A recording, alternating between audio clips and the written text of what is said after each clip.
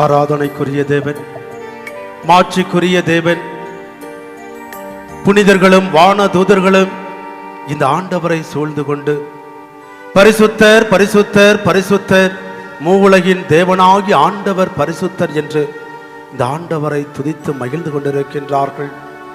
துதிகளின் மத்தியிலே வாசம் செய்கின்ற தேவன், விண்ணகத்திலிருந்து மண்ணகத்தை தேடி வந்த அன்பின் தேவன், அந்த ஆண்டவர் நம்மிடம் எதிர்பார்ப்பது நம்முடைய அன்பு, நம்முடைய ஆராதனை, நம்முடைய புகழ்ச்சி.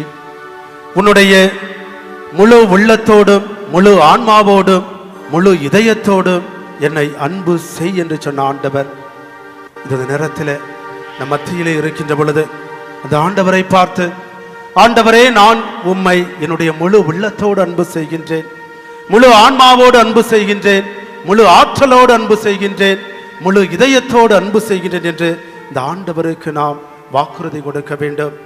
எனவே அனைவரும் எழுந்து நின்று இந்த ஆண்டவரை உற்று நோக்கியவர்களாக அன்பு கூறுவேன். ஆண்டவரே, இதோ என் மத்தியிலே எழுந்து வந்த உம்முடைய அன்பை நினைத்து நான் உம்மை அன்பு கூறுவேன்.